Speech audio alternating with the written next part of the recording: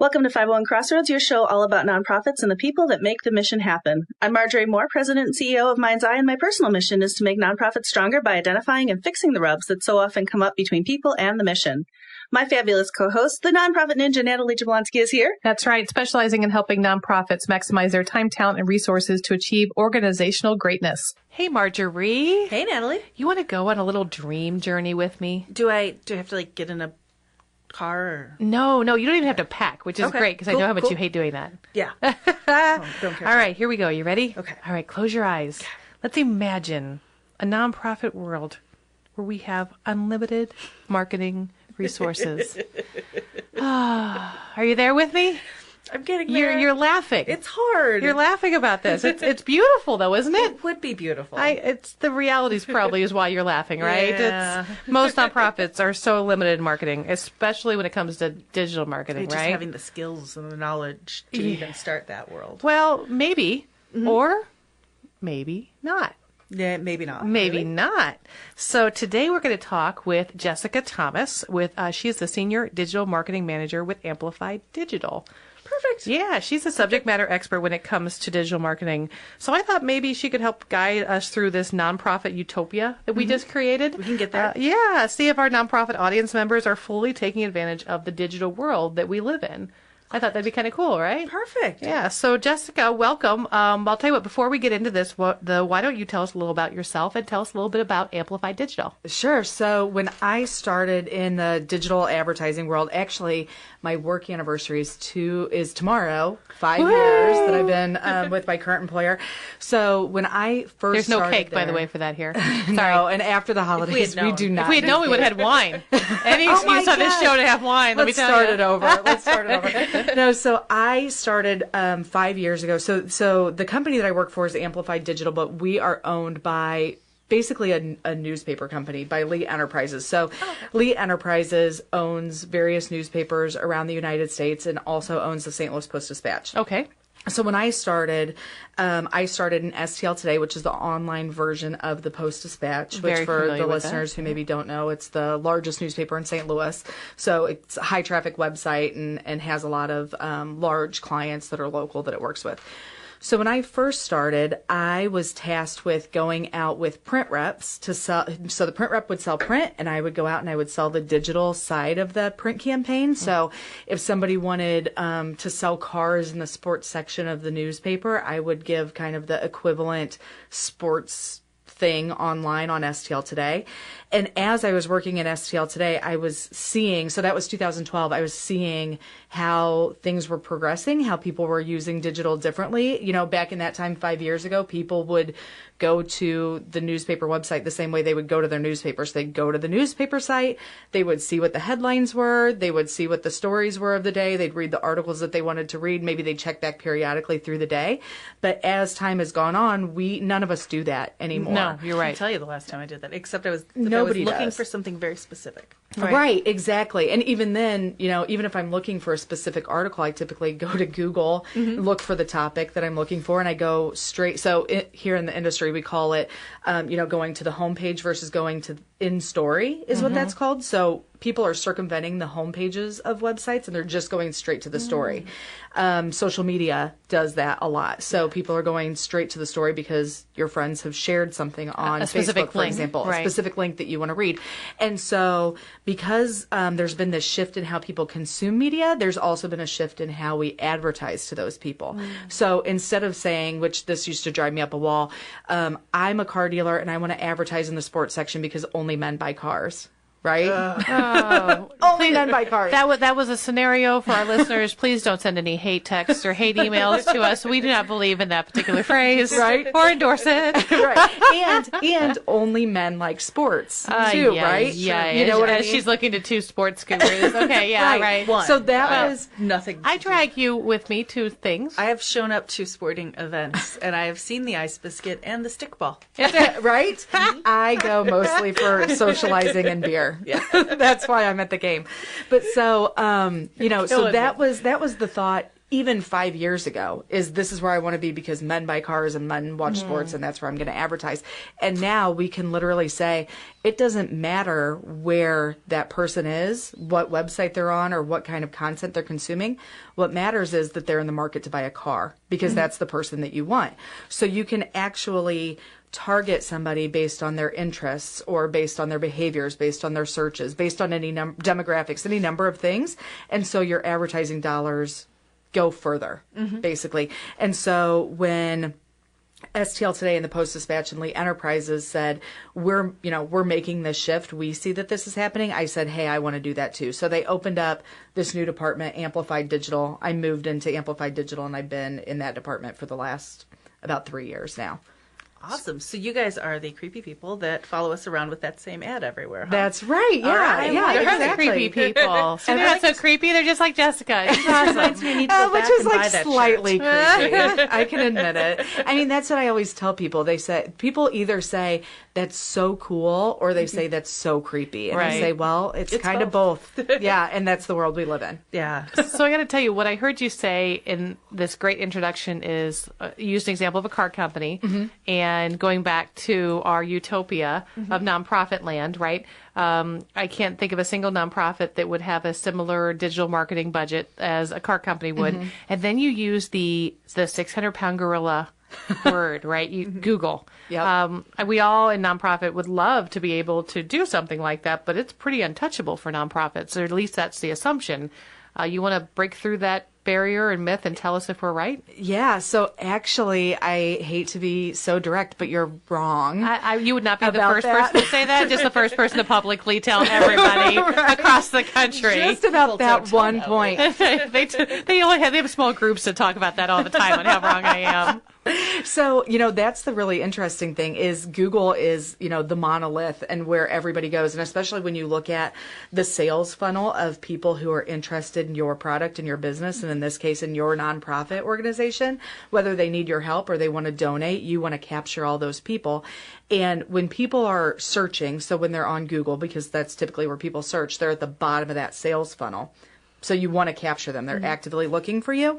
Google has a program that's called Google Grants.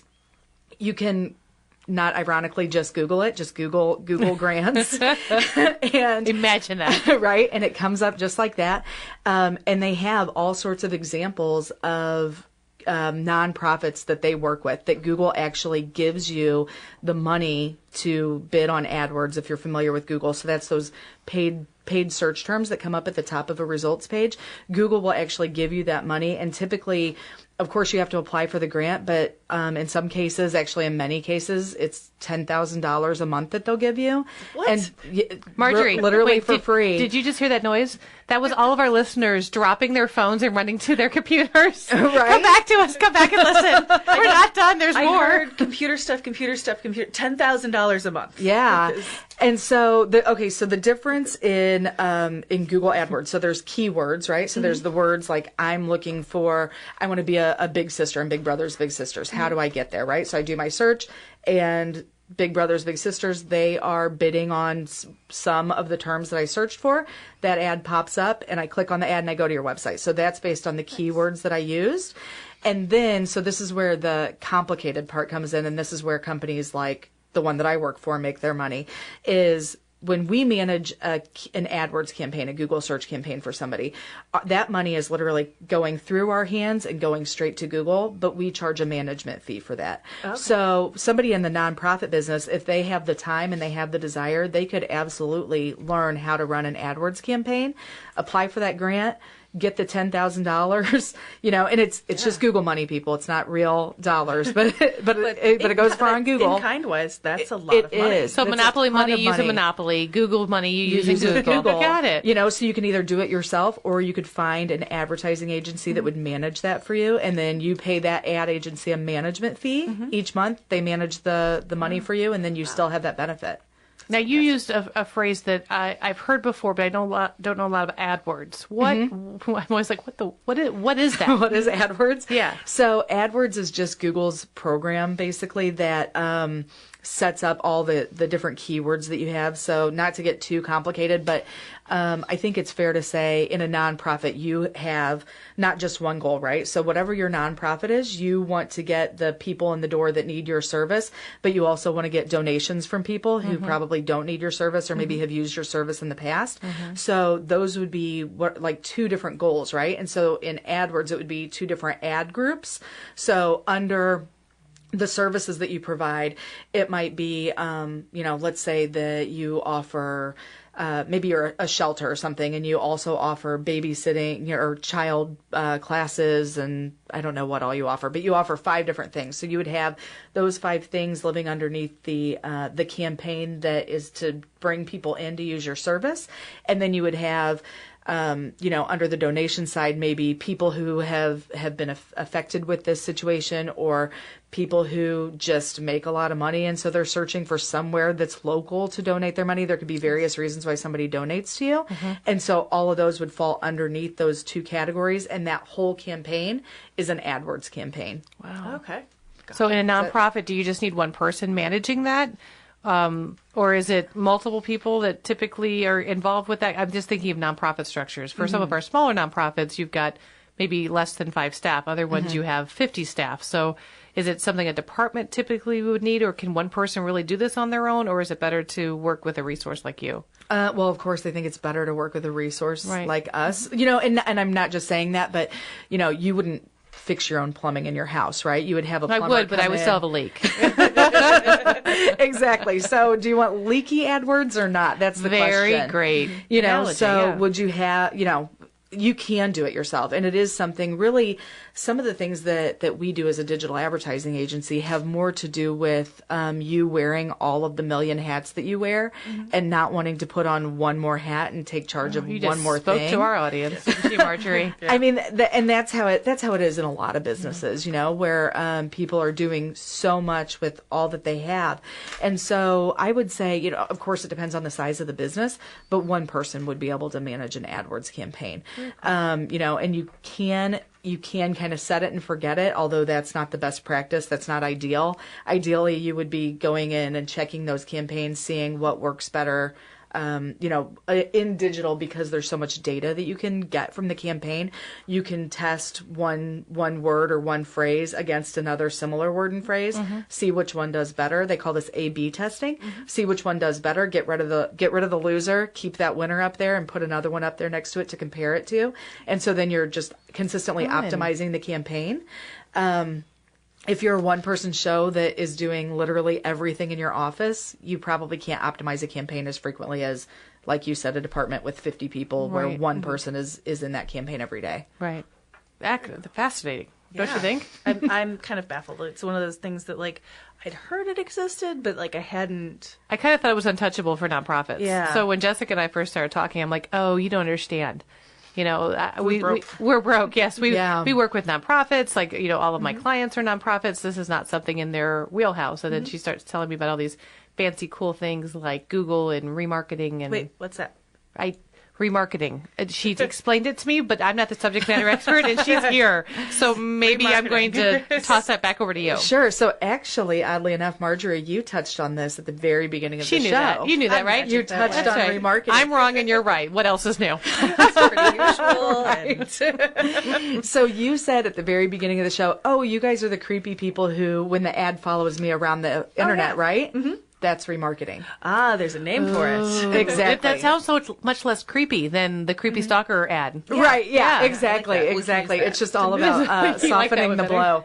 Yeah. So people call it remarketing. People call it retargeting. The words are really interchangeable, but all that it means is I went to your website, which means that I showed some kind of interest in what you have to offer. I went there, I left, and now you're showing me an ad to get me to come back and actually do the thing you want me to do. Nice. So I can see that being really useful for events, because I know Amazon's got me all the time. They're like, hey, you left out those pants back there, and you probably want to go get those. And you didn't leave pants. I probably didn't. I probably left some cooking gadgets. I know better. You're a dress girl. Come on. Well, maybe I was thinking about the pants, and then I was like, and then you were like, I'm not wearing pants. Are you crazy? I like how you two roll. So nonprofits. I mean, that makes sense for Amazon, but how do you think this might apply to nonprofits I mean, you're talking about events. Is there something more maybe that we're missing that you think we should be taking advantage of? Yeah, absolutely. So there's a couple of different ways that you can do this. And, okay, so think about your pants or your cooking gadgets again, right? So it would be a waste of Amazon's dollars or anybody's dollars if you went and you bought the pants and then the pants were still following you around the internet, right? So and that would be even more creepy. And you're like, I already bought the pants. I thought the Sisters of the Traveling Pants. It would be taking it to a whole nother level, right? Yeah. Oh my gosh. Totally different level. Yeah. So it all works in the same way. So basically with the pants analogy, you go, you look at the pants, you leave, you get remarketed, you go back, you buy the pants. Now you're put into a different bucket because you've actually completed the transaction. You've done the thing that the advertiser wanted you to do. And so do we get rewarded then? Yes, then you don't see the ad anymore. That's the reward. And you get the pants. And you get the pants. And so the same thing could be applied in the nonprofit industry. So whether it's soliciting donations, if you have a donations button on your website, you could actually capture people who go to the website, they look at the donations page, and they even click on the donations button, maybe, but they never actually make the donation. They don't get to that page after they make the donation that says, thanks for your donation. Right. So all of the people who don't get to that page are put into one bucket, and then the people who get to the thank you for donating, they're taken out. So those people continue to see the ad. Neat. Yeah. Wondering how that works. And that would work well for events as well. So you've got the golf tournament, and you've got someone who went to the golf page and they learned all about what's happening with that golf tournament. And they're like, hey, maybe I should get a team together. And then they leave it and they forget because there's 100 other things going on. So that could then follow them back and say, hey, golf tournament, and kind of refresh and remind us. More powerful than Post-it notes. You know what? Actually, this is a beautiful thing for would be Giving Tuesday. Oh, you make that donation, I will leave you alone the rest of the day. That is a deal breaker. Yeah, might be nice. And we've had our pros and cons about event days on this show. Yeah. So I've got I can feel the furious writing happening from our audience right now. How do I make this happen? Yeah. So this is where the Google starts to get a little complicated in things like this. So if you haven't sharpened your pencil, do that now. This is the time to do that. Exactly. So I really don't know how to explain it in a super basic way, but there is because Google gives people all these tools that they can use, right? And so there is a thing called a Google Tag Manager, and that's a tag that you place on your website. And in the case of like in this example where you want to filter out some people who've actually taken the action you wanted them to take, you put one on all the pages of your website, and then you kind of put a different one on this thank you for doing whatever page. Okay. And that's how it filters it out. And so using the Google Tag Manager, that's what's capturing all of these individuals, and then you just get your creative and you run your campaign based on that. So can you do it like a time period on it too? So like if you're trying to get them to give on Giving Tuesday, but then they want them to give again, give St. Louis Day. Wow. Absolutely. Kind of get that. Okay. So you can, and what I would say with remarketing earlier is always better. You're always better off to have a GTM, is what it's called, the GTM container, Google Tag Manager container. Have that on your site now for when you need it 2 months from now, because you need to be collecting all of these people and then going over back time. Yeah, exactly. You have to have 1,000 unique visitors to your website. If anybody pays attention to that metric, you need to have 1,000 unique visitors to your website before you can start a remarketing campaign. Oh wow! And so you need to drive that traffic, which is where the Google ads and the words come in place. Yeah. Exactly. And that's also where audience targeted advertising comes in, where maybe you want to reach people who are of a certain household income or who are charitable. Or wear pants or buy pants. Exactly. Who leave pants in their shopping cart. Have pants with cooking gadgets. Right. That's the person we've been looking for to come to our soiree. Right. So if I started this like right now for an event that I'm planning right now, people are buying tickets for it right now, could I then take those people and who've bought tickets this year and like take that data that I've been collecting this year and then use it next year? Yeah, you could. Okay. And you could also say, I only want to, so like in the example of your event, your event has a date on it, right? So you don't want to advertise to those people after that date. You could say, well, I only want to advertise to them for a month or for 2 months or for 2 weeks or whatever that time period is. And you can also kind of go back and say, well, I want people, if you think about buying a house versus buying pants, right? you think a lot more, and the time to purchase from the time that you're looking at the house to the time you buy the house is a lot longer than when you're buying pants. Yeah. So, and that's probably a good thing for our budgets. Hopefully, unless we just have the money tree in the backyard. Right. And so when you, depending on the goal that you have, are you asking $1,000 a ticket for your event, or are you asking $25 a ticket for your event? Because if it's a $25 ticket, you could probably advertise to people for a shorter amount of time than if you're asking for these big sponsorships and donations. You're going to want to draw that out a little bit longer and maybe reach people who've been to your site further back in history. Very cool. It almost sounds to me, and maybe it's oversimplifying it, but I'm a data girl. So in my head, I kind of process things by looking at formulas.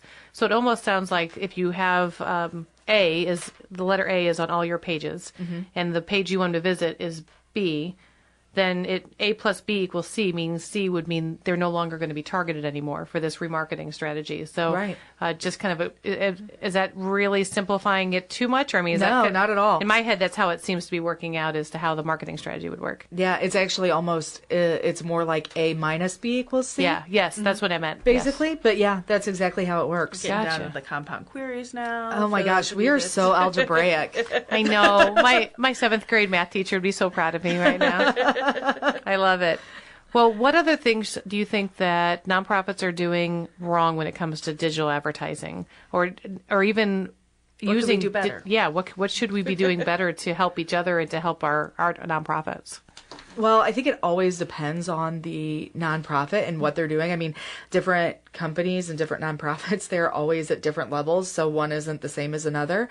But I would say something simple. I mean, hopefully everybody has a website, right? It's 2018. If you're a company without a website, people literally don't think you're legitimate. I still hear people argue and say, well, our target market audience, they're not computer based, they're not internet savvy, so we don't need to invest time in that. And that always blows my mind when I hear a client that will tell me that, but then they tell me they want to raise $10,000 for their event, right. And I'm like, those people are on happen. yeah. I mean, people always even say the internet is for young people, and I'm like, my parents who are both in their 60s, right? They are on Facebook to see the grandbaby. You know what I mean? Well, of course. They're always there, and so I think the definition of young people is getting older and older. You know, it's not 20 years ago when the internet first came out. My 91-year-old grandma at Christmas dinner today brought her Kindle Fire and wanted to ask me a question about a game she's playing because she is trying to figure out how to get to the next level, and it's telling her something about she has to get these carrots and she doesn't understand where the carrots come from, and she's like, would you help me with this? And while I'm looking at her Kindle Fire, all these ads are popping up. Yeah. And I'm like, and she's 91, so you can't just judge that. No. Paint that big brush anymore. No, absolutely not. Absolutely not. I mean, everybody is online. And if you think about it, you're probably online more than what you realize, right. You know, as I was just thinking about my day, I get up in the morning, I ask my Google Home to play me my morning news, and then I get in the car, I listen to a podcast, I'm at work, I'm on the computer, I'm listening to Spotify. I go home and we've cut the cord, so we don't have cable or satellite at our house. We stream all of our television, and I'm on Facebook while we're watching TV. And listening to the 501 Crossroads podcast. Of course. No, that's a morning podcast. I prefer to wake up to 501. Got you. We are very cheerful in the morning. Yes, this is true. Exactly.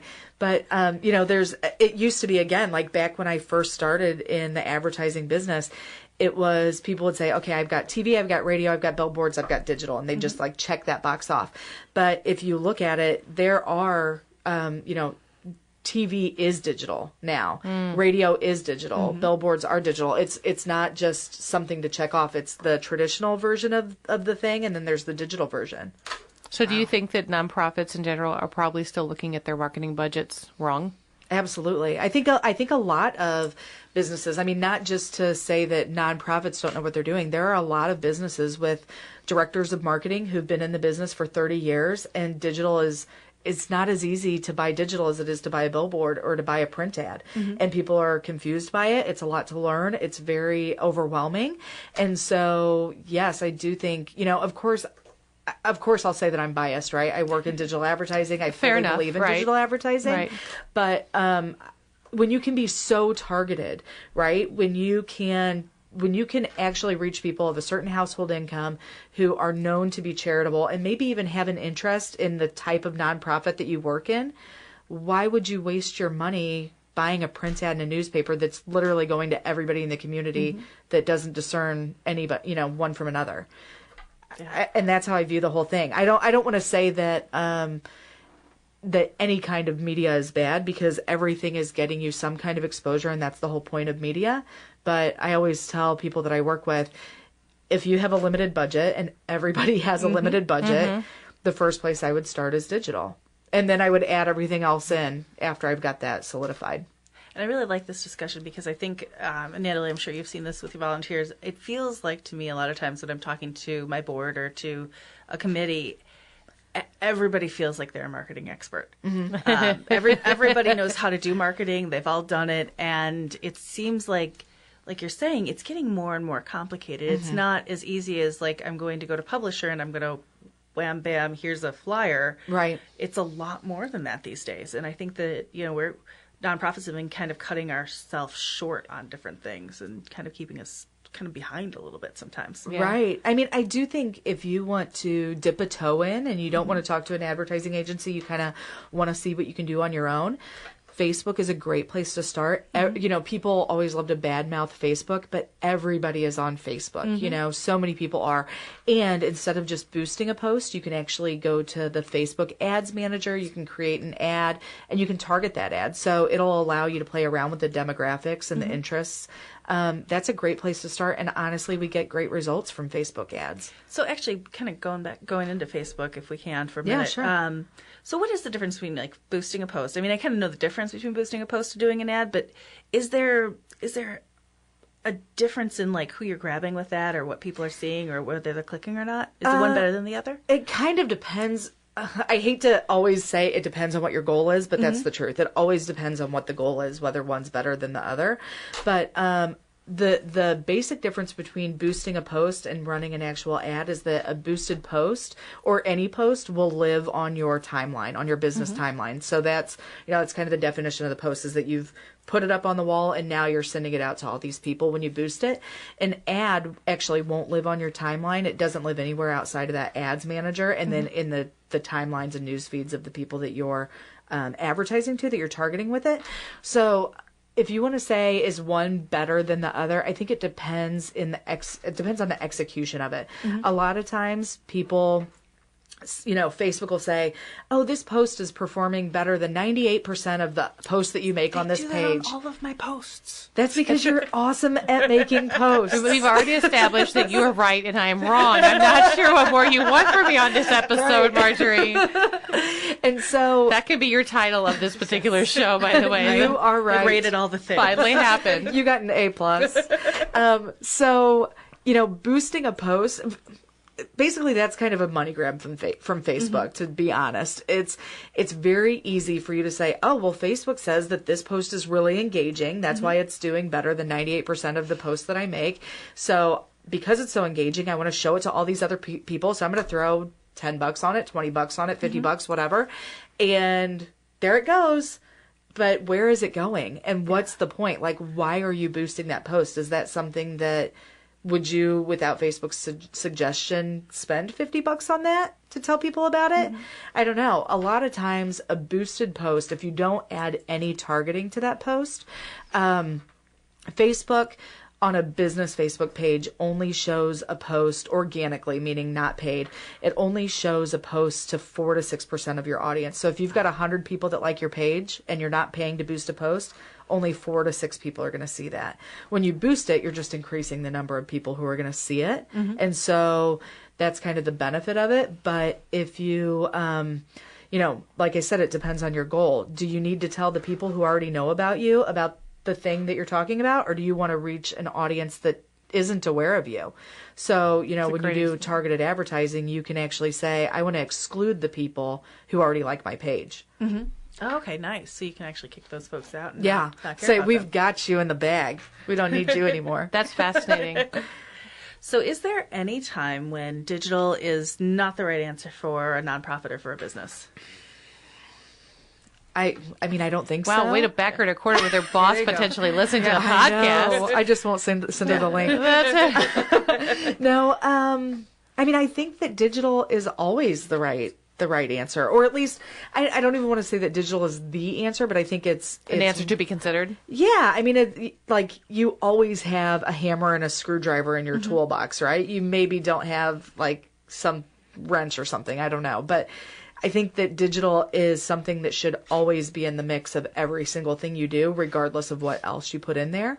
But there's so many different ways to reach people digitally that it's not just a one-size-fits-all solution. If somebody tries to tell you, I have package A, package B, and package C, what do you want?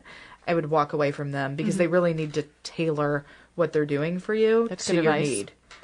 And if they don't know what they're doing, because I'm infamous for repeating the phrase, you don't know what you don't know. Yeah. But, so if you don't know where you're at and what you're doing, and maybe you are kind of an old school soul, right? Yeah. You grew up in a marketing world where digital was up and coming for those hipsters, then that would be cool someday, but I'm going to do the way I've always known it, right? And you want to venture into that.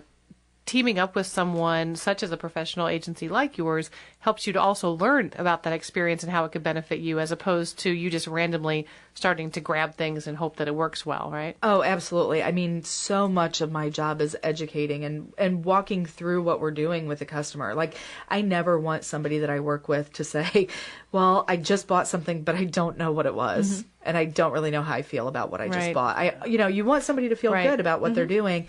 And so, it's important to help educate people and even give them examples. If you want to accomplish this, this is what I recommend. If you want to accomplish this, this is what I recommend. But ultimately, it's up to you and your goal and your budget. Marjorie, I'm just thinking about those nonprofit marketing staff members who are listening to this, salivating. There's those? People have those? They are. They may wear 6 other hats, but that's like one of their assignments. Oh, they're in there kind of doing... I think I have somebody that does that for an hour or two. He's pretty fabulous. But I'm thinking about those people who are listening to this. They're foaming at the mouth because they're so excited to be able to do this, but yet they want to, how do I sell it to my executive director who is potentially been in this role for 20, 30 years? This is not something that they've ever done. They've always done it this way. How do I break through that mentality?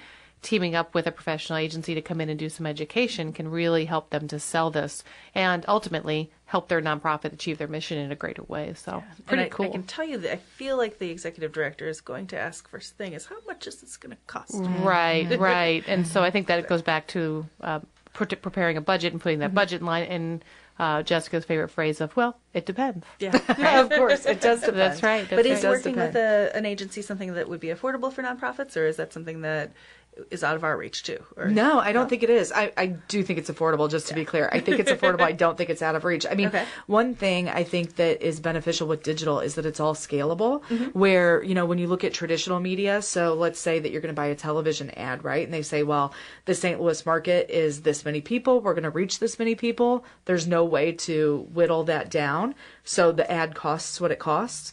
Whereas with digital, you can say, okay, if you wanted to reach everyone in the county, it's going to cost this much to reach absolutely every person that's here. And you say, well, I don't have $20,000 a month to reach everybody in my county. Yeah, exactly. And which is a totally normal response, not just from nonprofits. And so then we say, okay, well, if you don't want to reach every single person in the county, who do you want to reach? Well, I only want to reach women, and I only actually want to reach the women who are 35 and above. And wearing they're pants. the only ones that buy jewelry. and the only ones who buy jewelry. Right. Or only ones who golf. I'm thinking about, I have a women's golf tournament that we do. Yeah. And so there's another one where it's not, I don't want to hit the guys that are golfing. I just want to hit the women who are golfing. So. Exactly. And so now your advertising campaign has gone from $20,000 a month to reach everybody in the county. Now we're just reaching the female golfers who are charitable, maybe. And now it's been cut by 90% or something. Right. So everything is scalable, and anybody that you all work with in your nonprofit, they should be able to tell you, yes, this is realistic. No, we can whittle this down. This is how we can kind of make this work with the budget that you've got in mind.